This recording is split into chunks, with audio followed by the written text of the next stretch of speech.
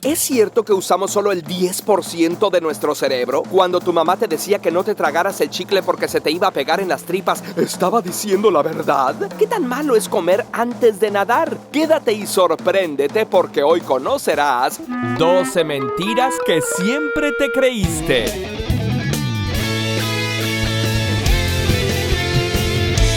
Si te tragas un chicle, ¿se te pega en las tripas? Falso. Las tías dicen que deglutir goma de mascar hará que ésta se quede en tu sistema digestivo por años. Es cierto que el chicle no fue hecho para tragarse y no se puede digerir, pero la verdad es que no hay que preocuparse. Si te tragas un pedazo, este saldrá por el otro extremo sin causar daño. ¿Pero se podrán hacer bombas por ahí?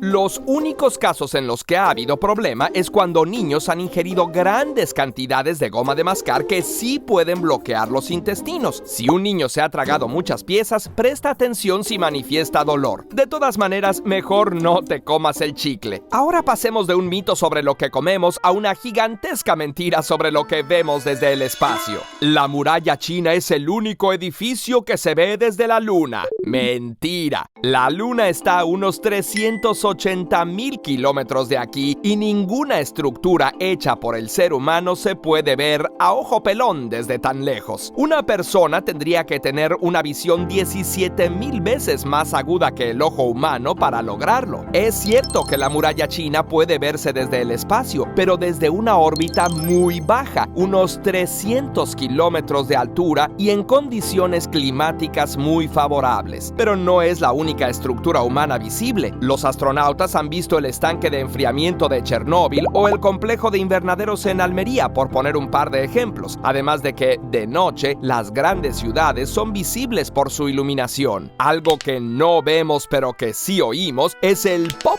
que hacen los huesos. ¿Tronarte los nudillos te causará artritis? No es cierto. Las articulaciones tienen una cápsula que contiene líquido sinovial que es como un lubricante con nutrientes que puede contener gases disueltos. Al estirar la cápsula se baja la presión del líquido formando burbujas y estas generan el característico pop. La artritis reumatoide es, en cambio, una enfermedad autoinmune y la artritis osteopática es causada por la edad y otros factores. Los estudios han mostrado que las personas que se truenan los nudillos no tienen más probabilidad de padecer ninguna, ni empeoran su condición por ese hábito. ¿Sabes quién tenía hábitos muy especiales? Albert Einstein. No le gustaba la escuela. ¿Einstein era malo para las matemáticas? Disparate.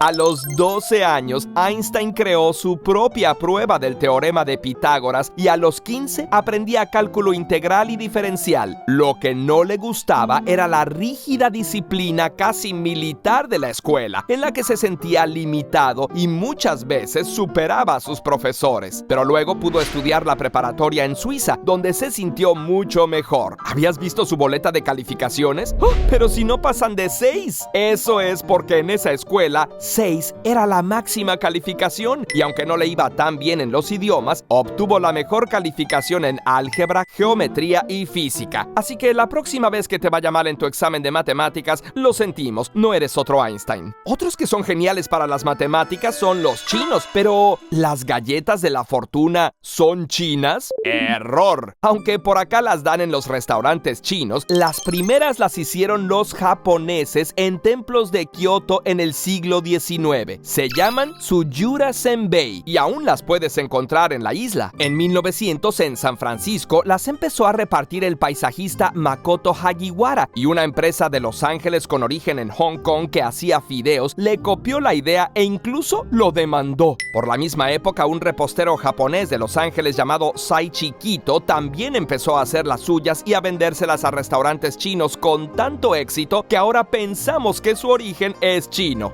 Por cierto que para la medicina tradicional china, si el ki del hígado no estaba bien enganchado al alma, esta podía quedarse flotando y provocar sonambulismo. Pero, ¿despertar a los sonámbulos les puede hacer daño? Equivocado. Despertar a una persona que camina dormida no le causará un ataque cardíaco, ni lo pondrá en coma, ni le causará un daño cerebral. Simplemente se sentirá un poco confundido confundida por darse cuenta de que está en un lugar diferente del que estaba soñando. Así que lo mejor es dirigirla con gentileza a su cama y, si es necesario despertarla, hacerlo sin asustarla. Aunque en las caricaturas un sonámbulo parece ser inmune al peligro, en la vida real sí es posible hacerse daño si se camina dormido. Así que, aunque guiar a la persona sin despertarla es la mejor opción, a veces despertarla puede ser buena idea.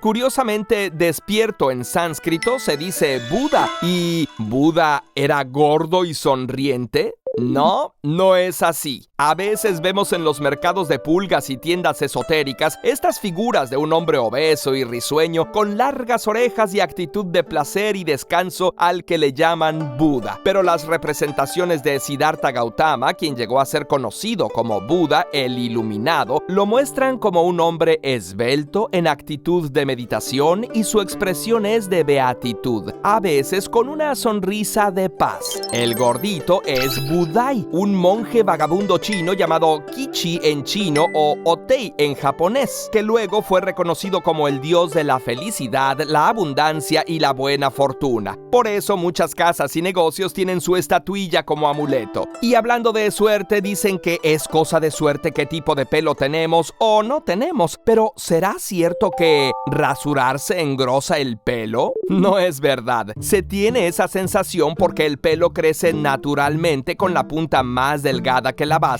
y al rasurar, pues quitamos la punta delgada. Cuando crece un poco y lo tocamos, nos da esa sensación de aspereza, pero nunca se hará más grueso que antes. Hablando de criaturas peludas, solo los mamíferos tienen pelo verdadero. ¿Y sabías que los únicos mamíferos que verdaderamente vuelan son los murciélagos? Ajá. Pero, ¿los murciélagos son ciegos? ¡Patrañas! Aunque su nombre viene de murcego, que significa ratón ciego, los ojos de todos los murciélagos son funcionales. Los megaquirópteros, como los murciélagos frugívoros, incluso podrían tener una visión tricromática como nosotros. Y los microquirópteros, como los murciélagos vampiro, ven a blanco y negro. Es verdad que para volar varios de ellos dependen de la ecolocalización, pero eso no significa que no usen sus ojos. Su vista es útil, especialmente para navegar distancias largas o para identificar flores, porque algunas especies pueden ver en condiciones de poca luz incluso mejor que tú, y otras pueden ver hasta luz ultravioleta para encontrar su alimento.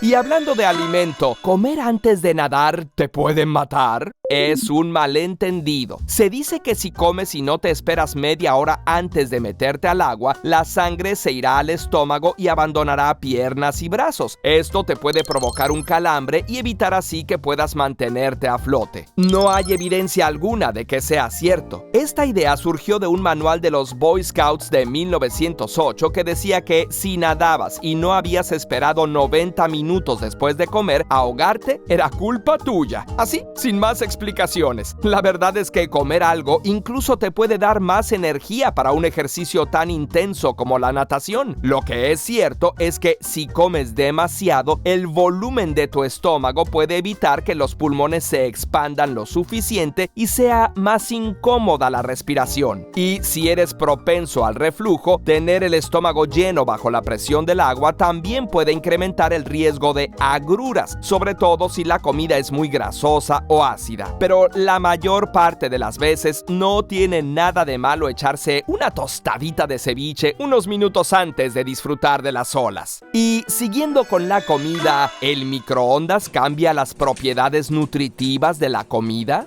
De ninguna manera. El magnetrón dentro del horno genera ondas electromagnéticas en una frecuencia tan pequeña que actúa sobre el agua y otros componentes de tu alimento y los hace vibrar, produciendo calor. Eso es lo que la cocina. Cualquier método de cocción como hervir, hornear o freír altera la química de los alimentos modificando moléculas. Esto sí cambia sus propiedades. Por ejemplo, los hace más fáciles de digerir, pero el microondas no causa una destrucción mayor. De hecho, hornear en un horno convencional o hervir algo puede descomponer más moléculas porque las somete al calor por más tiempo que un horno de microondas. La única diferencia que se ha encontrado es que los alimentos sí pierden más humedad. ¿Has visto cómo quedan las tortillas tortillas, pero las proteínas, vitaminas, minerales y lípidos no se destruyen más que en la cocción por otros métodos. Así que, sin temor, puedes cocinar en microondas para nutrir a tu cuerpo y a tu cerebro.